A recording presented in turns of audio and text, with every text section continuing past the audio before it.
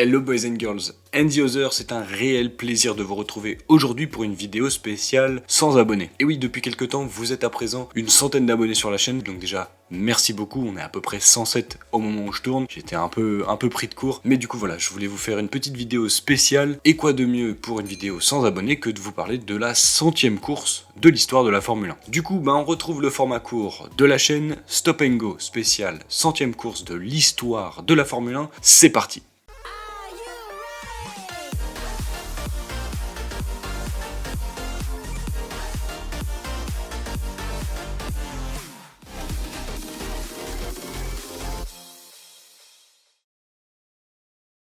Cette 100e course a eu lieu lors de la saison 1961. Mais avant de vous en parler, je vais vous parler d'abord de la saison 61. Ça vous permettra un peu de comprendre où on en est dans l'histoire de la Formule 1. La saison 1961 connaît un gros changement dans la réglementation, avec l'introduction des moteurs 1,5 litre et l'écurie qui réussit le mieux ce virage n'est autre que Ferrari. En effet, l'écurie au cheval cabré est une spécialiste des moteurs et lorsqu'on touche au moteur, c'est forcément elle qui tire son épingle du jeu. La philosophie d'Enzo Ferrari, c'est le moteur et donc à partir du moment où on touche à cet élément de la voiture, il ne peut y avoir qu'une écurie qui gère le mieux cette réglementation, c'est forcément l'écurie italienne. L'Italien aurait sûrement très mal vécu le fait de ne pas être en haut du classement lorsqu'on touche au moteur, mais pas de souci à se faire puisque les Ferrari seront présentes tout au long de la saison. Pourtant, la saison ne commence pas sous les meilleurs auspices puisque le premier Grand Prix à Monaco est remporté par Stirling Moss qui résistera tout au long de la course au Ferrari. C'est une course que j'ai d'ailleurs abordée dans ma vidéo sur Stirling Moss que je vous invite à aller voir et vous avez relativement plu. Et si vous regrettez d'avoir loupé cette vidéo sur Stirling Moss, il n'y a qu'une chose très facile à faire, c'est de s'abonner et d'activer la cloche, ça vous permettra de ne pas louper les prochaines vidéos. Si Ferrari est battu lors du premier Grand Prix du championnat, ça ne l'empêchera pas d'enchaîner avec 4 victoires d'affilée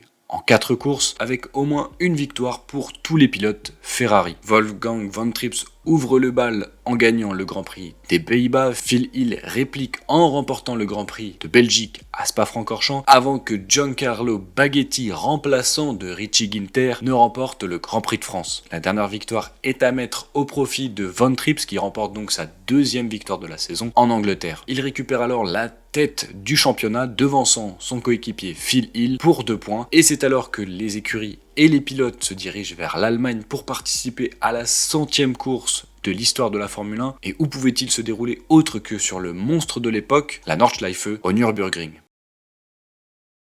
La F1 roule sur la Nordschleife, boucle du Nord en français, depuis 1951. Le tour fait 22 km et dure un peu moins de 9 minutes pour les plus rapides. C'est un circuit extrêmement dangereux, où beaucoup d'accidents ont eu lieu. On peut citer par exemple l'accident terrible de Niki Lauda que je vous raconte dans ma vidéo sur Niki Lauda. À nouveau, si vous voulez la voir, je vous invite à vous rendre sur ma chaîne ou alors à cliquer sur la fiche juste ici. Pour cette édition 1961, 39 pilotes tentent leur chance et vont essayer de se qualifier pour participer justement à la 100e course de l'histoire. Malheureusement, tout le monde ne pourra pas y participer puisqu'il n'y a que 26 places sur la grille et c'est les qualifs qui détermineront ceux qui resteront sur le carreau. Et bien évidemment, l'ordre de la grille. La lutte risque d'être serrée lors des 3 séances de qualification précédant le Grand Prix qui se déroulera le samedi 5 août. Porsche, profitant de sa proximité avec le Nürburgring et réalisant régulièrement des essais sur le tracé, se mettra de suite en valeur grâce à Joachim Bonnier. Bonnier signant le premier temps lors de cette première séance et qui ne pourra pas faire mieux que 2e derrière l'américain Phil Hill au volant de sa Ferrari qui de suite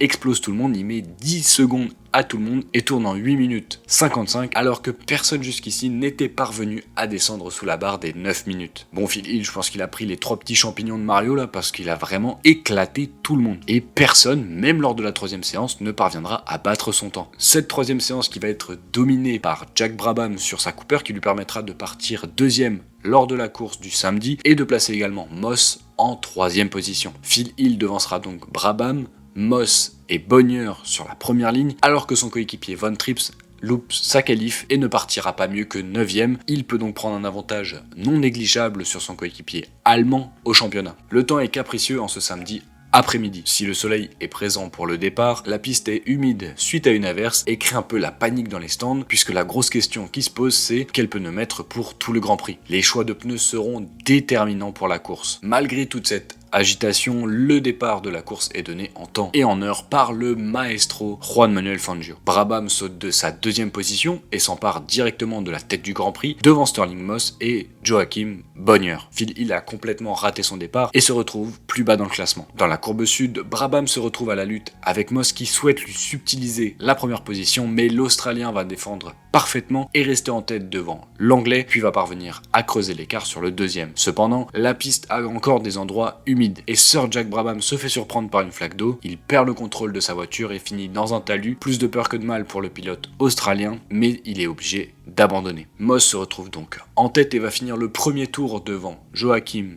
Bonnier, Hans Hermann et Dan Gurney, 3 pilotes de chez Porsche. De son côté, Phil Hill donne tout pour remonter et il va parvenir à reprendre au moins la deuxième place pendant le deuxième tour en doublant les 3 pilotes Porsche. Mais l'animation du Grand Prix va surtout se faire grâce à un pilote qui est beaucoup plus bas dans le classement, qui partait en tout cas de beaucoup plus loin, Wolfgang von Trips. En effet, le pilote allemand est en train de remonter petit à petit et de doubler ses adversaires un à un. Il double Jim Clark et se retrouve alors dans les échappements de Graham Hill, à qui il met la pression. Petite précision dans l'histoire, Phil Hill et Graham Hill ne sont absolument pas de la même famille. Ils ont le même nom de famille, mais l'un est américain, Phil, et l'autre est anglais, Graham. Je préfère préciser, voilà, ce sera pour votre connaissance personnelle. Du coup, Von Trips met la pression à Graham Hill, qui lui va tenter de dépasser l'un des pilotes de chez Porsche. Malheureusement, il y a un contact entre les deux, Graham Hill est envoyé dans le bas-côté et ça permet tout simplement à Wolfgang von Trips de gagner une position, une place gagnée face à Graham Hill, puis 2, puis 3 lorsqu'il dépassera les 2 autres Porsche devant lui, Joachim Bonnier ayant été victime d'une crevaison et étant contraint de s'arrêter au stand. Après 3 tours, Moss, qui avait fait le bon choix pneumatique au début du Grand Prix, se retrouve donc avec 8 secondes 5 d'avance sur Phil Hill, qui lui-même possède 7 secondes sur son coéquipier Von Trips. Pourtant, le dernier cité est bien le principal problème, on va dire, de Moss et le principal challenger, puisque c'est lui le pilote le plus rapide sur la piste. Au 5e tour, Moss est toujours loin devant et a même augmenté son avance. Cependant, la menace Von Trips se rapproche avec un rythme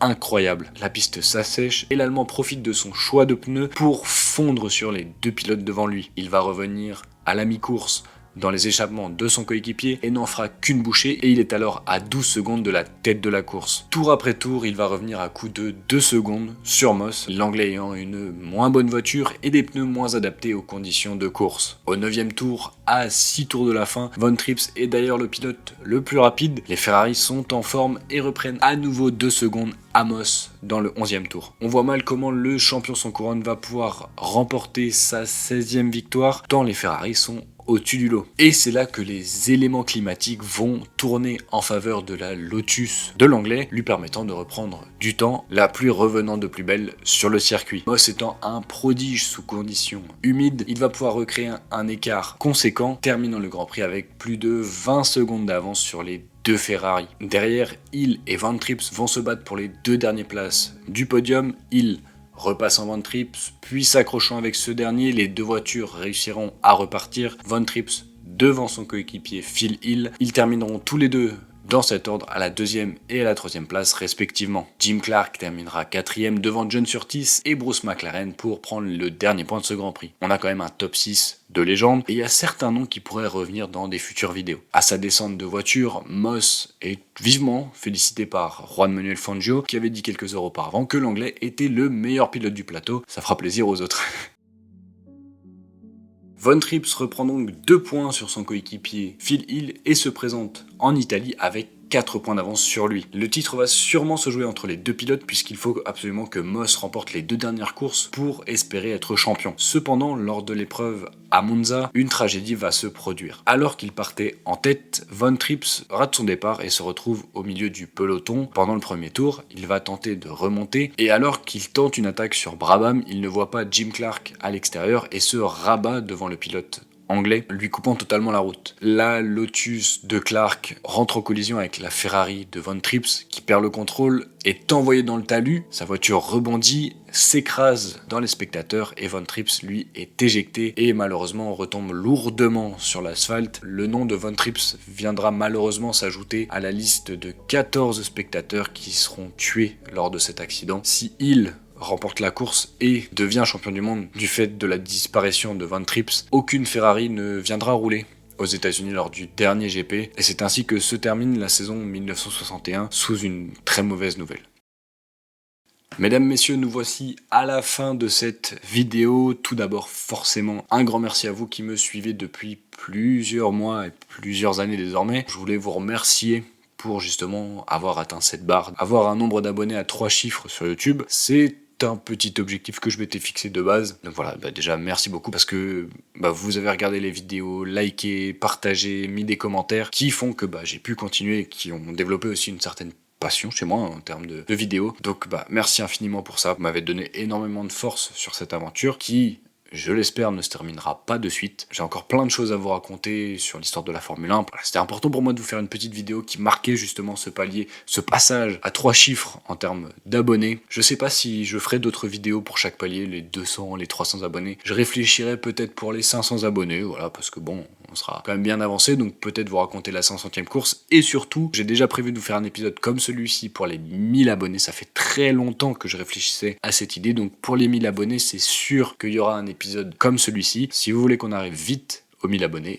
c'est tout simple, il faut partager ma chaîne sur les réseaux sociaux. Vous pouvez également partager la vidéo sur les différents réseaux sociaux. Si cette vidéo vous a plu, je vous invite à la liker. Pensez à vous abonner et à activer la cloche pour pas louper les vidéos qui sortiront prochainement sur la chaîne. Dites-moi en commentaire ce que vous en avez pensé, ce qui pourrait être tout simplement amélioré. Venez me rejoindre sur les réseaux sociaux, que ce soit TikTok, Instagram et Twitter. Je parle beaucoup de Formule 1, on est en pleine saison 2023. Forcément, ça va parler de Formule 1. Vous pouvez également me rejoindre sur Twitch, où là, je parle un peu moins de Formule 1. Je fais un peu plus des choses qui peuvent me plaire, on va dire. J'ai fait un montage Lego de la tête de Dark Vador. Je joue un peu à FIFA. J'espère faire plein d'autres choses sur Twitch, donc n'hésitez pas à passer si vous avez envie de changer un petit peu de la Formule 1. Tous les liens de mes réseaux sociaux sont tout simplement dans la description. Si vous voulez voir d'autres vidéos sur la chaîne, je vous invite à cliquer à droite ou à gauche pour voir d'autres vidéos à voir ou à revoir. Et moi, je vous dis au revoir. Merci et à la prochaine.